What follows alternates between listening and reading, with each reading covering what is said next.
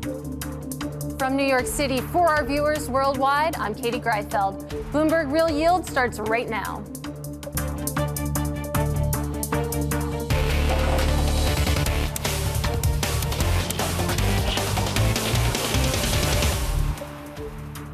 Coming up, bond traders brace for rate cuts as Powell says, not so fast. Signs of trouble in European banks reemerge in the bond market, and a record flood of cash hits money market funds. We begin with the big issue, fighting the Fed. The market has anticipated a lot of rate cuts this year. Working on the assumption that one more hike and then we are done. The Fed is up in the zone of being done. The market is on a hair trigger waiting for the pivot. It's how fast they cut and when they start cutting. Equity markets will have to correct much further.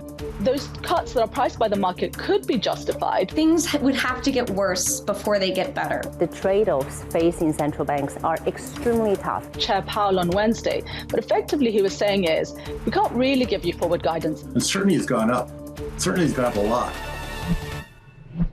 Joining us now, Zach Griffith of Credit Sights, Marianne Bartels of Sanctuary Wealth, and Greg Staples of DWS. And I say this every time, guys, but it feels like this week's Fed meeting was the most anticipated Fed meeting in a while. And Zach, I want to start with you. That 25 basis point hike that we saw on Wednesday, was that the last hike of the cycle?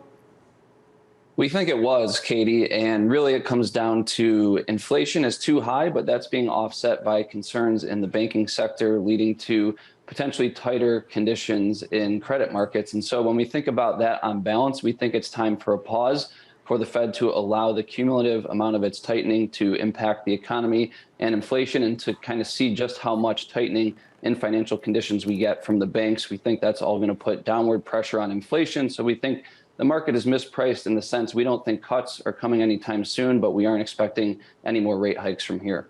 Well, Zach, to that point, Jerome Powell did acknowledge that they really debated whether or not they should just pause. And we heard from Atlanta Fed President Raphael Bostic earlier saying that the central bank didn't take that decision lightly. Quote, there was a lot of debate that this wasn't a straightforward decision, but at the end of the day, what we decided was there's clear signs that the banking system is sound and resilient. So, Greg, I'm going to bring that to you. They debated a pause. They ultimately didn't do that, but should they have? You know, I think the tightening on Wednesday was a mistake, but not tightening on Wednesday was also, or would have been, a mistake. The Fed is in what chess players call zugzwang. When they have to move, and not doing anything would have been a move. They have to move or not move. Either one would have been a mistake. If they held, it would have been a signal that perhaps they're concerned about the health of the banking system, and that's a bad signal to give right now. And it would have been seen as preferencing financial stability over inflation, and that's not part of their mandate. But then by going, they put additional pressure on the banking system. They add potentially to the flight of deposits out of the banking system into the money market system. And they actually add to the cost of funds, that $150 billion liquidity facility that's being used under the new facility the Fed put out, as well as the discount window. That's going to cost those banks an additional 25 basis points negative carry on all those assets. Well, we're definitely going to get to that rush to money market funds. But before we get there, Marianne, we have to talk about what the bond market is pricing versus what Chair Powell is actually saying. You look at what's priced in right now. I see 100 basis points of cuts priced in by year end, a full percentage point. You compare that to what we heard from Powell, who said the cuts are not the base case. Who wins here? Is it the bond market or is it Powell? You know, that's the question I think everybody's asking themselves. And I have to say, I think the bond market will eventually wind up being right. I see the Fed wanting to continue to raise rates to battle inflation. But if the crisis in the banking system continues, they're going to have to continue to provide liquidity to the banking system. And it's still determined whether or not we'll need a rate cut. But the market is clearly going to safety. Investors want safety. And I think the back end of the yield curve is saying now the risk of an inflation is actually occurring. Historically, when you've had the inversion of the yield curve and then it begins to steepen, you're very close to actually having a recession. So I think there's a lot of messages that we're starting to see come out of the bond market. Well, on the point of inflation, of course, Jerome Powell did address that in the press conference, talking about the need to get inflation back to 2%. Take a listen.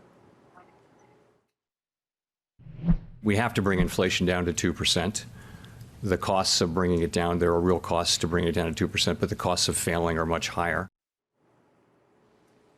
Well, Zach, to that point, the costs are much higher. It seems now that the Fed is still prioritizing that fight on inflation more so than any worries that they have about financial instability. Is that the right course to take?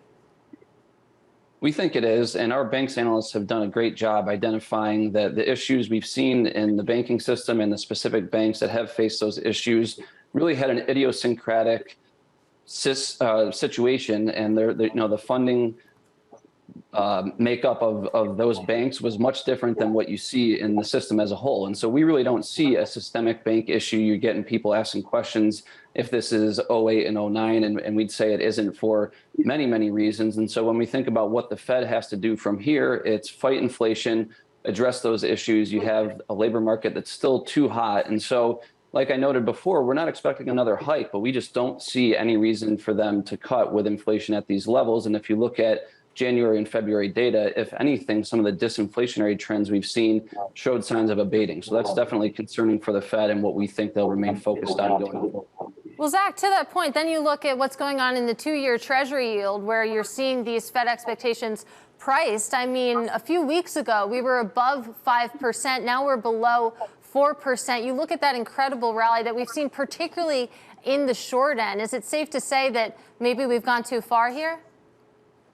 We think it's gone way too far, and for 100 basis points of rate cuts to be priced in this year alone just seems insane. And to us, we think that the economy is resilient, which is part of the issue from the inflation front, but you need to see a pretty severe recession for the Fed to be going 100 basis points between now and the end of the year. So that's not our base case call. We have outlined a potential hard landing scenario in which the Fed is cutting rapidly by the end of this year, but we don't think the banking issues we've seen have been the start of that hard landing at this stage. Greg, I want to just spend some more time on the volatility that we're seeing in the Treasury market. What's supposed to be one of the most liquid bond markets out there. You think of the extreme moves that we're seeing, even though we're living in extreme times right now, it seems pretty stunning from my seat. What is the liquidity profile in the Treasury market right now? Well, certainly if you're trying to get smaller pieces done, it's not that difficult. Anything that's bigger than that, a 50 or even $100 million trade, particularly out on the yield curve, it's going to cost you some liquidity. There's no question about it. The volatility, I got to tell you, it is pretty crazy, seeing 30 or 40 basis point swings intraday in the 2-year. That's the kind of thing you see over the course of a quarter. I mean, from our perspective, we think that there's two different narratives that are competing in the marketplace. The Treasury market is strongly implying there's going to be some sort of a discontinuous break, an event, a crisis over the next 2 or 3 months that's going to force the Fed to step in with an emergency ease of maybe 50 or 100 basis points. But the other markets, the equity market and even the credit market, says no, that's not necessarily the case, that we will potentially see a cooling off in the economy. Maybe we get another ease right around the end of the year, but certainly nothing in between. We're in that latter camp. I got to admit, the last couple of days have been pretty white knuckle, and it's very hard to determine for sure whether or not that discontinuous emergency crisis event's going to happen. Well, Greg, just to boil down what you're saying here, it sounds like from the tenor of your comments that the rate cuts that are priced in towards the back half of this year, maybe that's not so crazy. Well, it's going to have to happen again, as if there's an emergency crisis. The Fed's going to step in like they did in March of 2020 when COVID was raging, or previous times when there's liquidity crisis within the marketplace overall. But they don't want to step in. It's not going to be because inflation is under control. I promise you that. If the Fed steps in the way the short end is implying, it's because something is really happening to destabilize our banking system or something similar. Well, on the topic of sort of this health of the system right now and the impact of the banking turmoil that we've seen, Chair Powell did address that in his press conference, equating it basically to a rate hike. Take a listen. Such a tightening in financial conditions would work in the same direction as rate tightening. In principle, as a matter of fact, you can think of it as being the equivalent of a rate hike, or perhaps more than that. So, Marianne, it's not a formal rate hike necessarily, but we are seeing financial conditions tighten as a result of the turmoil that we've seen in the banking sector. It's impossible to judge, impossible to quantify, but give me your best guess on how much of tightening that's actually worth. So again, there's no way to really estimate that. I've heard estimates around 25 to 50 basis points. But, sometimes I try to remove my emotion and actually look at the technicals to see what are the markets really telling you in terms of price behavior. And as Greg pointed out, the volatility in the 2-year has really been historic. The last time we saw intraday moves of over 50 basis points was back in 1987. And this is the second time in history we've ever seen these moves. But the market has clearly said in terms of price behavior, rates are not going up to 5% again. There has definitely been a technical peak in the 2-year. When you look at the 10-year, it looks like it's trying to top out. Not a clear technical breakdown, but you can definitely see that the market is leaning towards rates coming down. What that overall really tells me is the same thing that Greg mentioned, that the market is almost pricing in another event. And of course, we have concerns now coming out of Europe with Deutsche Bank. We don't have the situation resolved with SVB, Silicon Valley Bank, or Silvergate. So the market is still pretty nervous as to where this banking crisis is going. The key to this, though, is that it can be resolved. This is not a credit event of 2008 and 2009. This is a liability mismatch on the assets and liabilities for the banks. This can be resolved, but it may take some time for the regulators to find the right solution. But at least for now, depositors seem to be calm. And that's the key to this, is to keep investors calm. Marianne, like you said, a lot of big questions still around not just what's going on in Europe, but what's going on in the U.S. banking system. Going to put a pin in that conversation for now. But Zach Griffiths, Marianne Bartels, and Greg Staples, everyone is sticking with us. And up next, it's the auction block. The drought is over. AIG, Marriott, and others tapped the corporate bond market after a week of no issuance. That conversation up next. This is Real Yield on Bloomberg.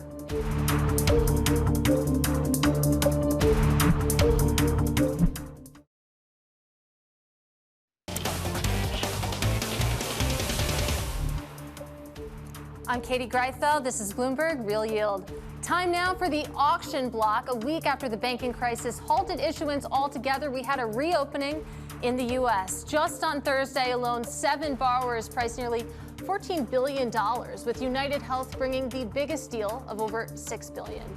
In Europe, though, a bit more of a cautious tone, where the pace of issuance dropped off dramatically amid the banking turmoil. Volkswagen, the only notable sale of the week.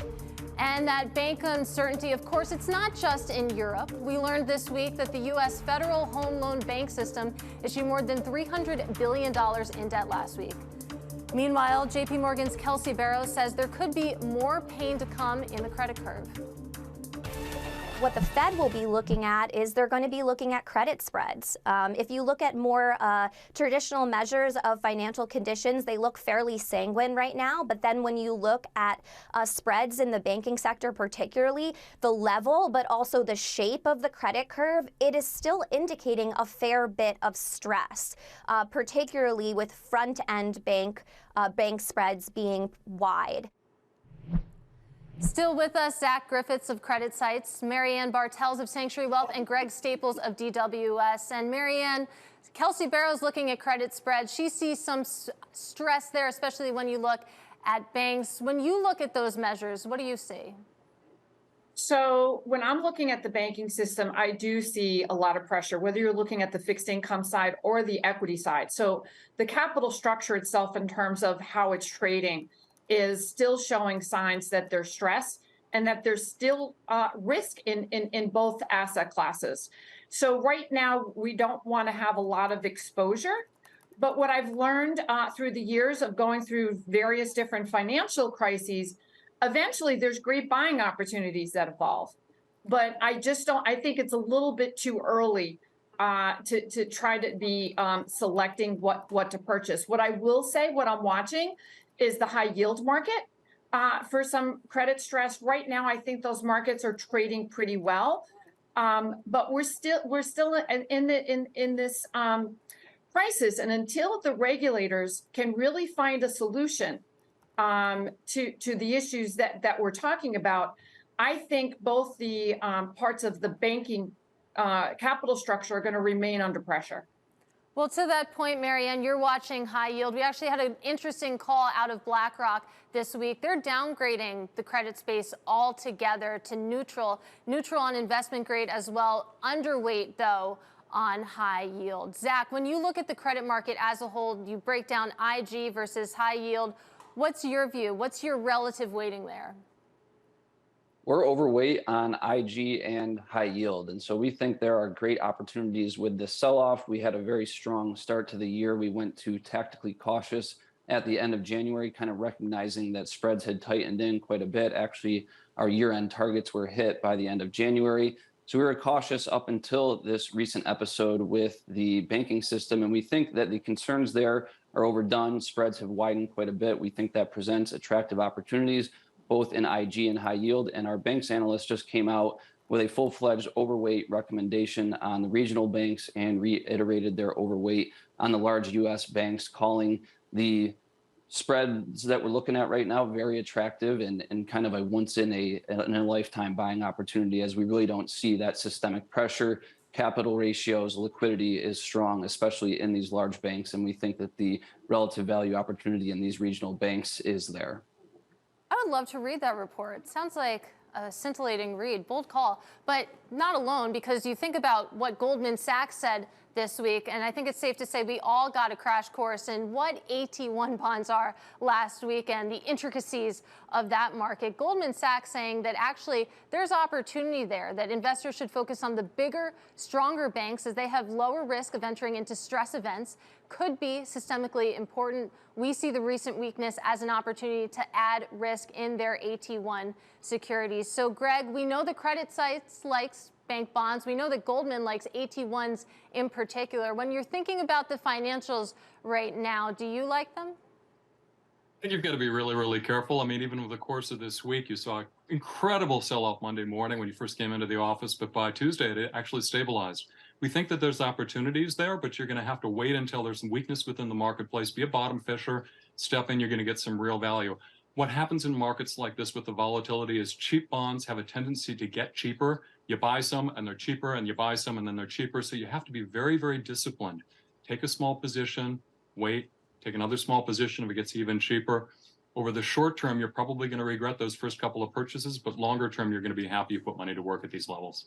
Greg, I think you just eloquently described the process of trying to catch a knife. Those bonds, they just keep getting cheaper. But Zach, I want to get your thoughts on an area of weakness that we saw really erupt in the past few days. I want to talk about Deutsche Bank. If you look at 5-year CDS, for example, a lot of stress emerging. So it seems like potentially this isn't just a Credit Suisse issue. When you think about the European banking system, the global banking system, do you think that there's more shoes to drop? I think the move today is probably overdone and is indicative of just how difficult the liquidity conditions are, how much volatility has created kind of difficult trading backdrop. And I think Greg makes a great point. If you think about the next couple of weeks and trying to take advantage of some of these attractive spread levels, next week could bring more volatility. We have the PCE deflator getting released, and we'll be watching that to see if the Fed is going to be forced to hike again, or if they can hold at these levels. You also have month end coming at the end of next week. And if you think about relative asset performance with the big move lower in yields, you could see some systemic selling pressure across bonds. And so that could create more opportunities in the near term. But we think once the dust settles, perhaps after next week, you're really going to have some strong opportunities there. The move in Deutsche Bank today seems overdone to us, but I think volatility could persist for at least another week here. Marianne, we only have about 30 seconds left, but is that your expectation as well, that we're going to see this volatility continue in the weeks ahead? Absolutely. Volatility continues, and I'd add an adjective, episodic volatility to continue. All right, great stuff, guys. Zach Griffith, Marianne Bartels, and Greg Staples. Everyone is sticking with us. And still ahead, it's the final spread. The week ahead, SVB in the spotlight once again, this time on Capitol Hill. This is Real Yield on Bloomberg.